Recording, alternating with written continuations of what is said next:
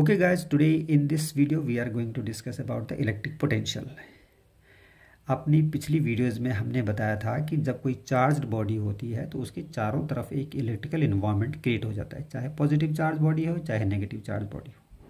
तो उस electrical environment में दो चीज़ें होती हैं, एक इलेक्ट्रिक फील्ड और इलेक्ट्रिक पोटेंशियल। इलेक्ट्रिक फील्ड को अभी डिटेल स्टडी हमने अपनी पिछली वीडियो में की थी, तो अभी हम पढ़ेंगे इलेक्ट्रिक पोटेंशियल। इलेक्ट्रिक पोटेंशियल को पहले हम डेफिनेशन देख लेते हैं। What is the formal definition of electric potential, then electric potential निकालते कैसे उसके बारे में जानेंगे यहाँ पे। सो इलेक्ट्रिक पोटेंशियल क्या होता है कि जैसे कोई चार्ज बॉडी है, उसके चारों तरफ इलेक्ट्रिकल इन्वायरमेंट है, उसकी चार्ज के अराउंड किसी भी पॉइंट पर इलेक्ट्रिक पोटेंशियल कितना होगा, इसके लिए हम क्या करते हैं, एक यूनिट पॉजिटिव चार्ज को इनफाइनाइट से यहाँ तक लेके आते हैं। तो जितना काम हमें करना पड़ेगा that work is defined by the electric potential at the any point. So the definition is that the electric potential at any point is defined by the work done in bringing the unit positive charge from infinite to that point. यहाँ तक लाने में, infinite से यहाँ तक लाने मुझे कम काम करना पड़ा तो यहाँ पर इलेक्ट्रिक पोटेंशियल कम होगा। इनफाइनाइट से यहाँ तक लाने मेरे को ज़्यादा काम करना पड़ा क्योंकि डिस्टेंस कम हो गई, फोर्स ज़्यादा लग रहा है उस पर, तो ज़्यादा काम करना पड़ा, तो यहाँ पर इलेक्ट्रिक पोटेंशियल ज़्यादा होगा। सो इस तरह से ये फॉर्मल डेफिनेशन हो गई। नाउ निकालते कैसे हैं इलेक्ट्रिक पोटेंशियल, इसके लिए हम क्या करते हैं, एक पॉजिटिव चार्ज ले लेते हैं, एक चार्ज बॉडी है और इससे r डिस्टेंस पर एक पॉइंट P है, इस पर हम इलेक्ट्रिक पोटेंशियल निकालना जा रहे हैं। तो क्या करना पड़ेगा हमें, obviously as per definition we bring the unit positive charge from infinite to that point. What is the amount of work done in that will be the potential at this point. So अभी हम infinite से यहाँ तक का काम एकदम direct तो निकाल नहीं सकते, इसके लिए हम क्या करते हैं, एक यूनिट चार्ज लेते हैं Q0 और उसको M से लेके P तक मूव करवाते हैं, पहले स्मॉल dx डिस्टेंस को ट्रेवल करवाते हैं। तो अभी यहाँ पर अभी ये Q0 यहाँ पे खड़ा है, यहाँ से यहाँ तक लेके आते हैं। तो लेट अस सी कितना काम करना पड़ेगा हमें, W equal to F into d, F force into d x. अब फोर्स कितना यहाँ पर लग रहा है, कितना फोर्स लग रहा है, ये Q है ये Q0 है, तो कितना फोर्स लग रहा है, 1 as per Coulomb's law 1/4 pi epsilon 0 Q0 by x square.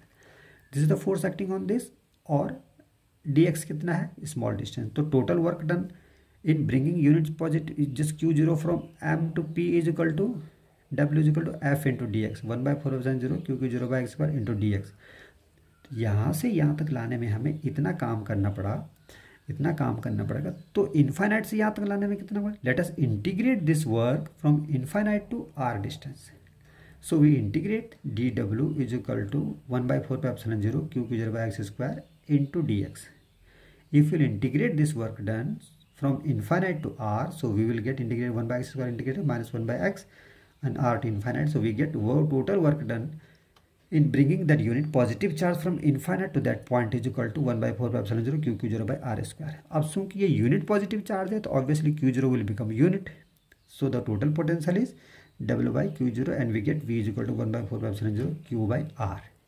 So this is the potential at any point around a charge. This is the potential at any points around a charge at r distance. So 1/4 epsilon 0 Q by r. This is the basic formula for finding out the potential at any point. So now this was the potential due to the point charge. So let us find the potential at any point due to the dipole. ये dipole है AB, इसकी वजह से Excel point पर कोई भी point Excel axis पर कोई भी पॉइंट P ले लेते हैं, यहाँ पर कितना पोटेंशियल होगा, सिंगल चार्ज की वजह से अभी हमने निकाल लिया, लेकिन डाइपोल की वजह से कितना चार्ज होगा। सो सपोज करो ये पॉइंट r डिस्टेंस पर है from the centre of this dipole, ये plus Q minus Q charge 12 distance, this is the dipole. So the total potential at any point P is equal to the potential due to this charge and plus potential due to this charge. So potential due to this charge is what, 1/4 pi epsilon 0 Q by r minus L, because L is this distance. So and the potential due to this point 1/4 pi epsilon 0 minus Q by r plus L. So total potential is equal to V1 plus V2. So V1 Q by 4 pi epsilon 0 1 by r minus L minus 1 by r plus L. We will solve that, we get Q into 2L divided by 4π0 r square minus L square. Now this L distance is very small as compared to this large distance r.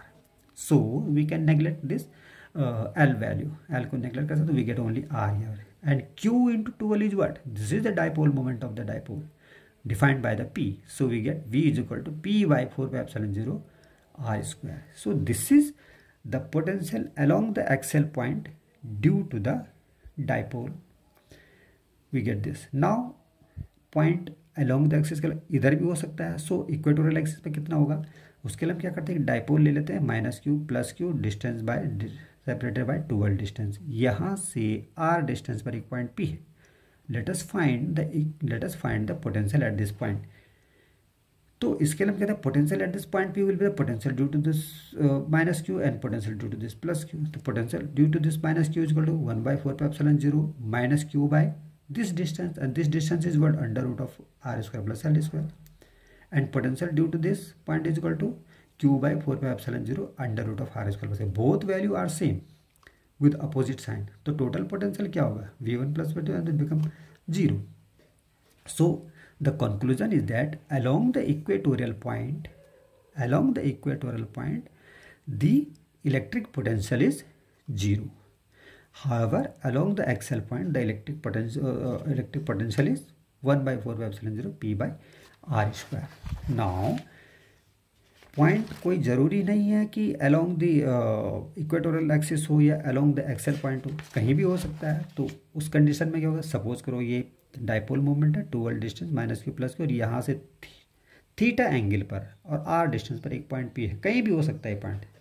This is for consideration only कि हमने P को यहाँ पर consider किया. So the again free here, total potential at point P is equal to potential due to the +q and potential due to -q. तो potential due to this q is equal to 1/4π0 q by r2 and potential due to is -q is equal to 1/4π0 q by r1 -q by r1 और q by r2. तो total potential at this what, इनको जोड़ देते हैं, q by 4π0 1/r1 r2 -1/r1. So now इसको solve कर दे तो r1 - r2 by r1 r2. Now अभी क्या है, r1 - r2 is what, r1 - r2 is what. तो इसके लिए हम क्या करते हैं, r2 से इस पर एक परपेंडिकुलर ड्रॉ करते हैं. तो r1 - r2 is this much value कितना, ये 2 है, ये थीटा एंगल है, तो दिस बिकम 12 cos थीटा. तो r1 - r2 is equal to 12 cos theta, और r1 r2 is equal to r1 is approximately equal to r2, क्योंकि छोटा सा डिस्टेंस है. So r1 r2 becomes r square. So r1 r2 becomes r square and r1 - r2 12 cos theta, q into 12 cos theta by 0 r square, and q into 12 is what, this is again the dipole moment P. तो vote है total potential at point P is equal to P cos theta divided by 4π0 r square. So this is the potential at any point due to the dipole. Now this formula satisfies this special condition of point along the axial axis or along the equatorial axis. At the equatorial axis cos theta will be 90 degree, so V becomes cos 90 0, it becomes 0. However, for this axial axis, इसके लिए क्या होता है, cos theta will become 0, तो that becomes v is equal to 1/4 P cos theta. तो axial axis पर theta will be 0, तो cos 0 की वैल्यू 1, तो become P by 4π0 r square. Again this formula is satisfied. Now so this was the potential at any point due to the dipole.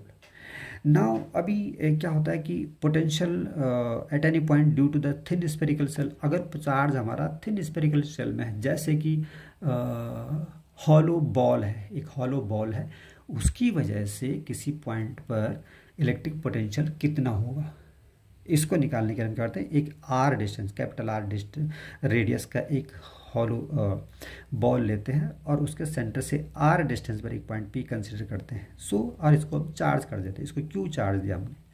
इसको जब हमने Q charge दिया तो Q charge इसके पूरे सरफेस पर यूनिफॉर्मली डिस्ट्रीब्यूट हो जाता है. तो उसकी वजह से P पॉइंट पर कितना पोटेंशियल होगा, that we already have found कि ये पूरा चार्ज Q ना will be considered as concentrated at this point। तो टोटल डिस्टेंस r है, तो इसकी वजह से टोटल पोटेंशियल यहाँ पर कितना होगा 1/4 क्यू बाई आर, क्योंकि चार्ज q है और डिस्टेंस r पर पॉइंट है, तो potential become 1/4 Q by r. Now अगर पॉइंट P उसकी सरफेस पे है, then this small r will become to capital R 1/4 Q by r. अगर पॉइंट दिस हॉलो बॉल के अंदर है तब क्या होगा, तो पोटेंशियल विल बी जीरो। क्यों जीरो होगा, क्योंकि उसके अंदर तो कोई चार्ज है नहीं। तो how will get the potential, potential कैसे निकालेंगे, तो inside the shell, inside the hollow shell, this is important point, inside the hollow shell the potential will be zero. However at the surface the potential will be maximum. ठीक है, so if you plot the graph between the distance of the point from the centre of the shell to the potential, तो हम देखते हैं कि यहाँ पर potential कितना होगा इनसाइड द पोटेंशियल।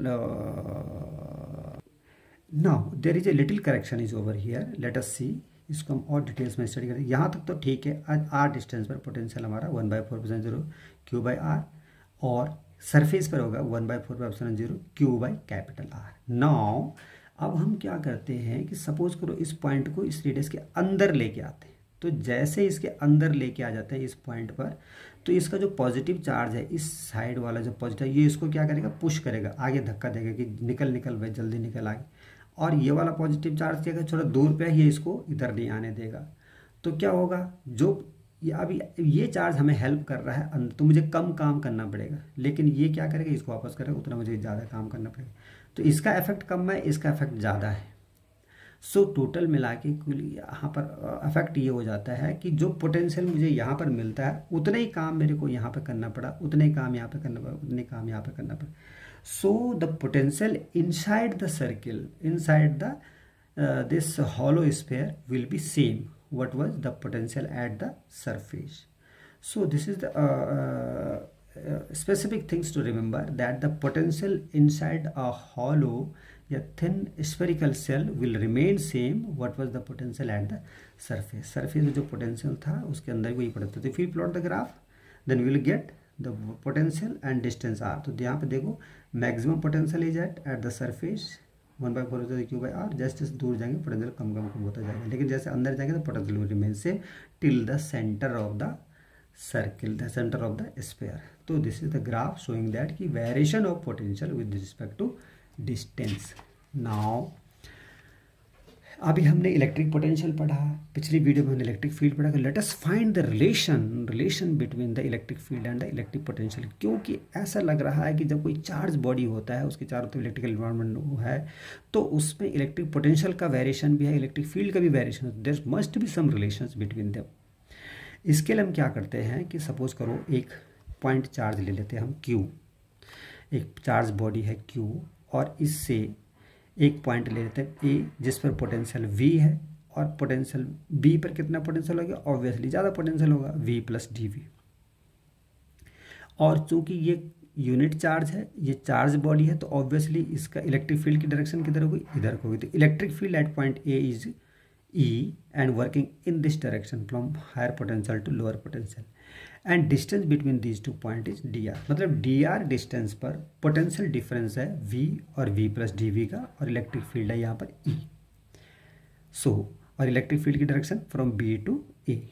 नाउ अभी हम क्या करते हैं, एक यूनिट पॉजिटिव चार्ज लेते हैं, उसको A से B तक मूव कराते हैं। तो work done is what, work done in terms of electric field is equal to W is equal to F into distance, F into dr, F into dr, and F is equal to force working in terms of electric field, F is equal to minus Q into E, minus Q into E। E is the electric field, so the work done is equal to minus QE into dr. Now if you are moving the charge from A to B, then work done in terms of potential difference is equal to V, W is equal to Q into potential difference, Q into potential difference, यहाँ V है, V plus dV है, तो potential difference कितना है, dV। तो W is equal to q into d V. This is the work done in terms of potential difference. This is the work done in terms of electric field. So let us equate them. Q U minus q E into d r is equal to q into d V. तो we get minus E is equal to d V by D r और E is equal to minus D V by D R. मतलब rate of change in potential with respect to distance is equal to the electric fields. Higher is the rate in change of electric potential, higher is the electric field. और minus sign shows करता है कि electric field is in the direction of decreasing potential. जिस तरफ electric field यहाँ potential ज़्यादा है यहाँ कम है, तो इलेक्ट्रिक फील्ड हायर से लोअर पोटेंशियल की तरफ होगा, हायर से लोअर पोटेंशियल की तरफ होगा. ठीक है. So this is the relation between electric field and the electric potential. Now there is one more terms we call the equipotential surface. Equipotential surface जैसा कि नाम से ही पता चल रहा है, equipotential surface the surface at which all the points are at equal potential are called the equipotential surface. इसकी बड़ी इंपॉर्टेंस होती है क्योंकि इक्विपोटेंशियल सरफेस बड़ी इंपॉर्टेंट फीचर्स शो करता है. That is why we should know what is the equipotential surface and how we can find it out. So equipotential surface या यूँ कह सकते हैं कि ऐसा सरफेस जिसके किसी भी पॉइंट पर पोटेंशियल बराबर होता है, that is called equipotential surface. ठीक है ना. इक्विपोटेंशियल सरफेस क्या होता है? इक्विपोटेंशियल सरफेस सपोज करो ये पॉइंट चार्ज क्यू है, इससे आर डिस्टेंस पर जो पोटेंशियल होगा चारों तरफ इसके आर डिस्टेंस पर इक्वल पोटेंशियल है. So if you connect all those points having equal potential तो we'll get the equipotential surface.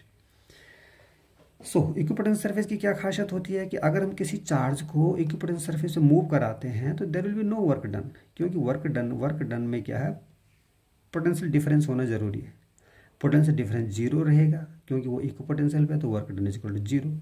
तो no work is done in moving the charge in the equipotential surface. Now electric field की direction, electric field is always perpendicular to the equipotential surface. That we will explain in the next page. Now equipotential surfaces जितने नज़दीक होंगे it means there is a strong electric field is there, और equipotential surface दूर होंगे तो it means lower electric field is there. One more point regarding equipotential surface is there, equipotential surface don't intersect each other. ठीक है. तो यहाँ पर हमने कुछ इक्विपोटेंशियल सरफेस प्लॉट करे हैं. जैसे ये पॉइंट चार्ज है, इसके चारों तरफ किसी भी डिस्टेंस पर डिस्टेंस बराबर होनी चाहिए, तो we will plot a this surface. So that surface is called equipotential. इससे जैसे डिस्टेंस बढ़ता है यहाँ पर पोटेंशियल कुछ और होगा, बट इस पे जो पोटेंशियल होगा वो सेम होगा. इसी तरह से यहाँ पर इस पर पोटेंशियल अलग, इस पर पोटेंशियल अलग होगा, लेकिन इस पर जो पोटेंशियल होगा चारों तरफ वही पोटेंशियल होगा. सो दीज और द इक्विपोटेंशियल सरफेस. अब इलेक्ट्रिक फील्ड इसकी रेडियली आउटवर्ड होगा, आउटवर्ड से. तो यहाँ पर आप कहीं पे भी देख सकते हैं हम, तो electric fields and electric the equipotential surface और perpendicular to each other. So this is the previous terms we have explain it now कि इक्विपोटेंशियल सरफेस और इलेक्ट्रिक फील्ड एक दूसरे के परपेंडिकुलर होते हैं. यहाँ पर हमने दो चार्ज रखे, पॉजिटिव चार्ज. तो क्या होगा, इसका भी इलेक्ट्रिक फील्ड रेडियली आउटवर्ड होना था, लेकिन ये पॉजिटिव है, ये पॉजिटिव, तो इन्होंने इसको पुश किया तो ये इसको इधर को भगा दिया, इसने इसको भगा दिया, तो इसका इलेक्ट्रिक फील्ड की डायरेक्शन कुछ इस तरह से हो जाती है. ठीक है. और इलेक्ट्रिक पोटेंशियल, इसका भी इलेक्ट्रिक पोटेंशियल कंसंट्रिक सर्किल होना चाहिए था, लेकिन यहाँ पर पोटेंशियल बढ़ा दिया, इसने भी बढ़ा दिया, इसकी वजह से इसे पोटेंशियल बढ़ गया. पोटेंशियल बढ़ गया तो लाइनें क्लोजर हो जाती है. तो इसीलिए इक्विपोटेंशियल सरफेस यहाँ पर क्लोज है और यहाँ पर दूर हो जाती है. ठीक है ना. सो इसी तरह से इसका भी हो जाता है. नाउ अगर इलेक्ट्रिक फील्ड स्ट्रेट लाइन है तो ऑब्वियसली इसका इक्विपोटेंशियल सरफेस इस तरह से इसके परपेंडिकुलर होगा. ये इक्विपोटेंशियल सरफेस. नाउ अगर हम पॉजिटिव और नेगेटिव चार्ज रखते हैं तब क्या होता है, ये पॉजिटिव की वजह से इसका electric field radially outwards, electric field अंदर की तरफ होता है. यहाँ से उठ के चार्ज इस तरह से चला जाता है. इसका शेप ये इलेक्ट्रिक फील्ड इस तरह से हो जाता है. तो यहाँ पर अंदर जो है ना इलेक्ट्रिक पोटेंशियल कम हो जाता है, इसकी पॉजिटिव चार्ज इसकी नेगेटिव है, टोटल इलेक्ट्रिक पोटेंशियल कम हो जाता है. तो ऑब्वियसली ये जो इक्विपोटेंशियल लाइन्स हैं इनको भी कंसंट्रिक होना था, लेकिन यहाँ पर ये दूर हो जाते हैं. तो अंदर की तरफ ये लाइनें दूर हो जाती है इक्विपोटेंशियल सरफेस के, और बाहर की तरफ डेंस हो जाती है. तो इस तरह से इक्विपोटेंशियल अलग अलग इक्विपोटेंशियल सरफेस हम ड्रॉ कर सकते हैं किसी भी तरह के चार्ज के लिए. सो this was all about of the electric potential.